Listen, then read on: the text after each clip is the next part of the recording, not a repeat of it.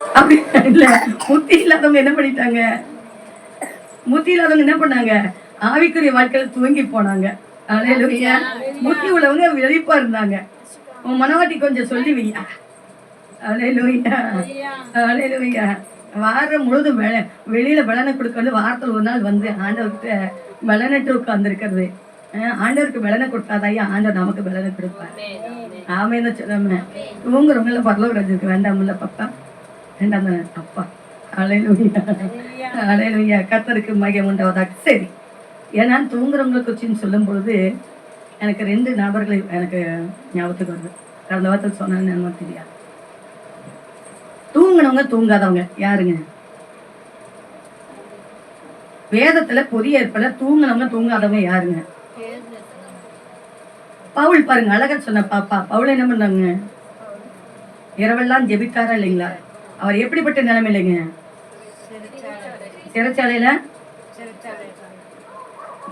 சிறைச்சாலை எப்படிப்பட்ட நிலைமையில அங்க சிறைச்சாலையில இருந்தாரு?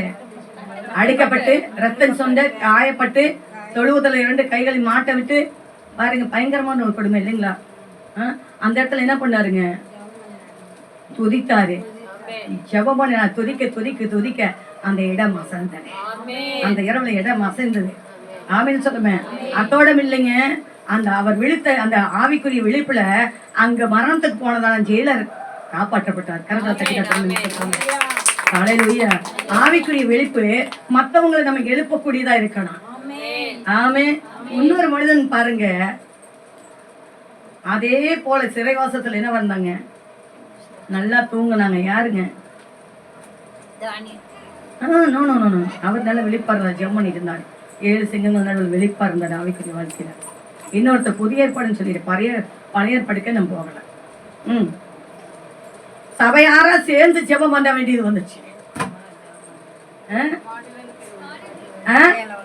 சபையாரா சேர்ந்து ஜெபம் பண்ண வந்துச்சு. சிறையில நல்லா குறைச்ச விட்டு தூங்குறாரு. தூதர்கள் போய் தட்டி எழுப்பி சிறைச்சாலை திறந்து கூட்டிட்டு வந்து கூட தெரியாத அளவுக்கு உணர்வு இல்லாம இருந்தாரு.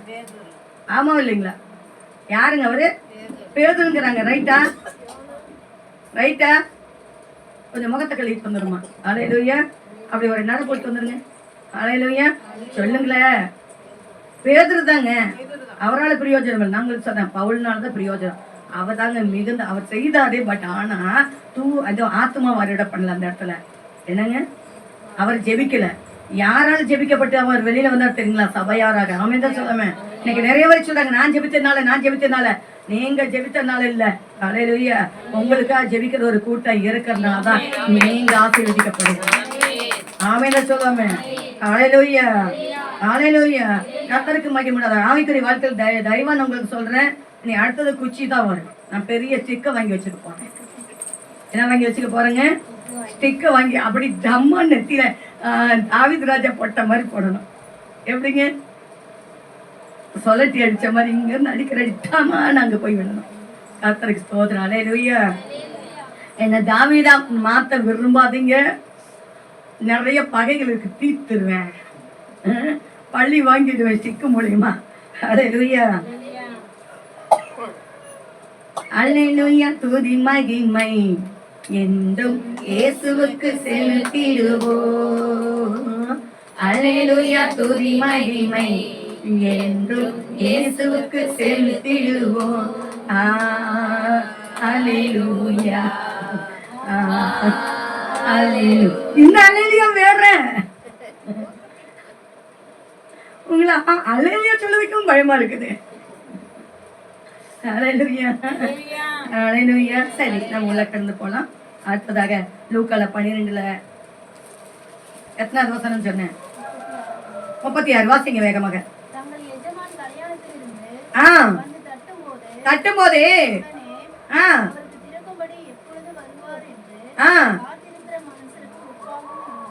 எப்படி இருக்க சொல்றாருங்க?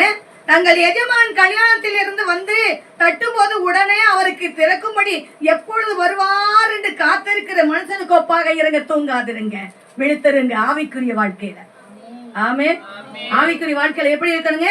விழிப்பா இருங்க. அவங்க தாங்க பாக்கியவான்கள். ஆமே. ஹல்லேலூயா.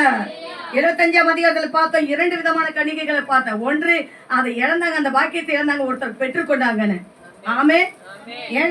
7ஆம் அதிகாரத்துல அதுல நம்ம பார்த்தோம் பாருங்க, பிதாவின் சித்தத்தை செய்தவர்கள் பாக்கியவான்கள் என்று சொல்லி, அவர்களே பரமராஜ்யத்தை சுதந்திரிப்பார்கள் என்று சொல்லி.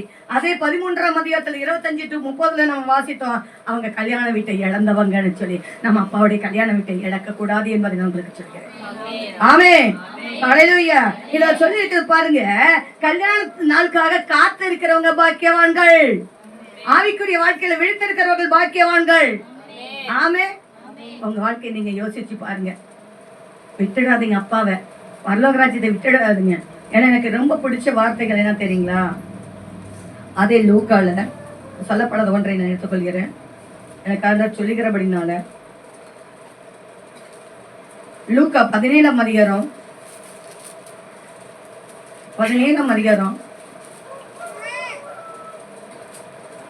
இப்படியாக 26வது வசனம் சொல்லப்படுகிறது.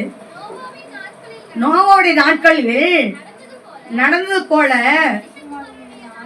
மனுஷகுமாருடைய நாட்களிலும் இன்னைக்கு நடக்குதுங்க. ஸ்பெயின்ல பாருங்க, அன்றைய நினைவுபட்டின இன்றைய ஸ்பெயின், அங்க மிகப்பெரியதான புயலும் மழை வெள்ளத்தினால எத்தனை பேர் இறந்து போயிட்டாங்க. ஹல்லேலூயா. இன்னொரு இடத்துல பார்க்கும்போது சூடான்ல உள்நாட்டு போர் கிட்டத்தட்ட உக்ரைனுக்கும் ரஷ்யாவுக்கும் தொடங்க சமயத்துக்கு பின்னாக நினைக்கிறேன். அந்த நாள்ல இருந்து இந்த நாள் வரையும் நடக்குதுங்க, யுத்தம் நடக்குது. இதுல அங்குள்ள இராணுவர்கள் மித்தமாக அவங்க வன்முறை பண்ணுகிற வன்கொடுமைக்காரர்களா வந்த இராணுவர்கள் இருக்கிறபடினால பாருங்க, தன் சரீரத்தை காத்துக்கொள்ள அங்க உள்ள பெண்கள் என்ன பண்றாங்க தெரியுங்களா? இன்னொன்னுக்கு அந்த சரீரத்தை கொடுக்க கூடாது அப்படிங்கிறனால தற்கொலை பண்ணிக்கிறாங்க. 130 பெண்கள் இதுவரையும் தற்கொலை பண்ணியிருக்கிறாங்க. அநேகர் தற்கொலைக்கு போய் கொண்டிருக்கிறாங்க. ஹல்லேலூயா. ஹல்லேலூயா. ஹல்லேலூயா. இன்னைக்கு யுத்தம் 3ஆம் உலக போர் யுத்தம் வர்றது முக்கியம் இல்ல, அங்க இராணுவர்களுக்கு இரையாக வேண்டியது வரும் பாருங்க. கர்த்தருக்கு ஸ்தோத்திரம். ஹல்லேலூயா. பாலஸ்தீனாவிலும் இது நடக்கிறது பாருங்க. யுத்தம் எங்கெல்லாம் நடந்துட்டு இருக்கா அங்கெல்லாம் இப்படிப்பட்ட செயல்கள் பெண்களுக்கு ஒரு பாதுகாப்பற்ற உலகமாய் மாறிக்கொண்டிருக்கிறது. நேற்று தினத்துல நீங்க கேள்விப்பட்டீங்களா இல்லையா தெரியாது, தெலுங்கானா ஆந்திர மாநிலத்தில் பாருங்க, 3 வயசு பாப்பாவை வன்கொடுமை செய்து நெருப்புல எரிச்சு போட்டாங்க. எவ்வளவு கொடூரமான செயல்பாடுங்க இல்லைங்களா? கர்த்தருக்கு ஸ்தோத்திரம். குழந்தைகளுக்கெல்லாம் இன்னைக்கு சின்ன குழந்தைகளுக்கெல்லாம் பாதுகாப்பட்டு ஒரு 8 வயசு பையன், கான்பூரா கேரளாவா தெரியல, ஏதோ ஒரு மாநிலம் தெரியல, இல்லை உத்தரப்பிரதேசமா தெரியல, அந்த பையன் ஆசைக்கு இணங்கலைங்கிறதுனால அவனை கொண்டு போட்டாங்க. இன்னைக்கு எவ்வளவு கொடுமைகளாக மாறிட்டு இருக்குது. ஏன் இந்த காரியத்தை சொல்றேன்னா, இன்னைக்கு அங்கங்க தண்ணியில அழிஞ்சு கொண்டு இருக்குது. தண்ணினாலும் அழியும், அந்த அழிவு எங்கும் எப்பொழுதும் வரும்னு நான் உங்களுக்கு சொல்லுகிறேன். நோவோடைய நாட்களில் நடந்தது போல நடக்குன்னு சொன்னாரு. அவாசிங்க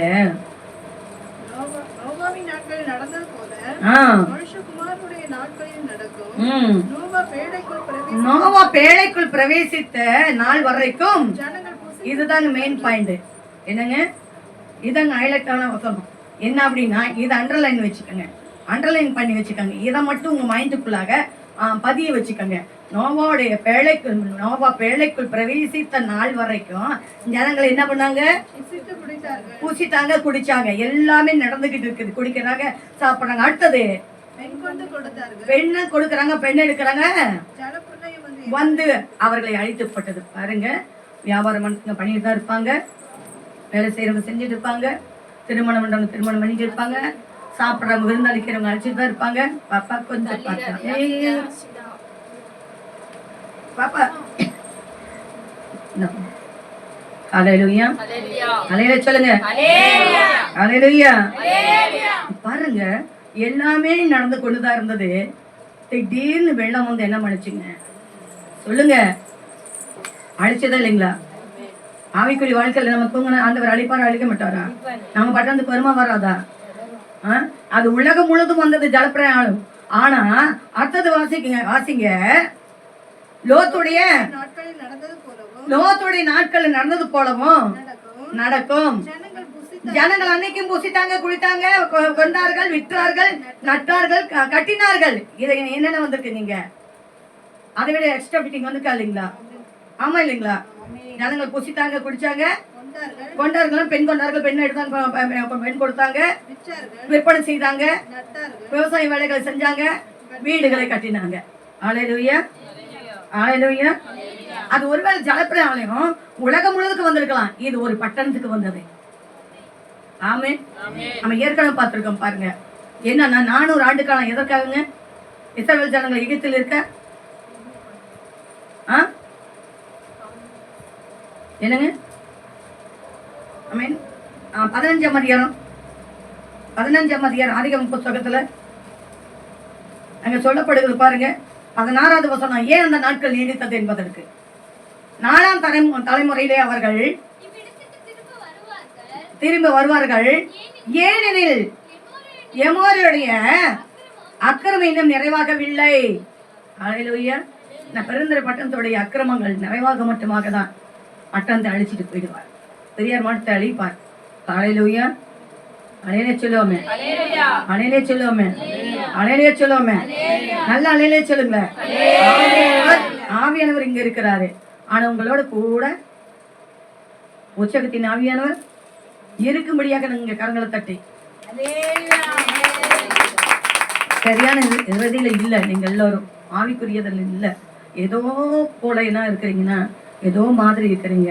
உற்சாகமா கேட்கக்கூடிய அளவுக்கு இல்ல. ஏன் என்ன காரணம் தெரியல. கர்த்தருக்கு ஸ்தோத்திரம். அல்லேலூயா. எமோரியருடைய பாவங்கள் அக்கிரமங்கள் நிவர்த்தியாக மட்டுமாக அங்க இருந்தாங்க. ஆமென் சொல்லாம. அப்படின்னா ஒரு பட்டணங்கள் அழிக்கிறார். ஆமென் சொல்லாம. எந்த பட்டணத்தை அழிச்சாருங்க? எந்த பட்டணத்தை அழிச்சாருங்க? அக்னினால. எனக்கு திரும்ப இந்த வசனம் பிடிக்கும். இது எப்பொழுதுமே நீ ஆயத்தமா வைக்கிறது என்பது நான் சொல்றேன்.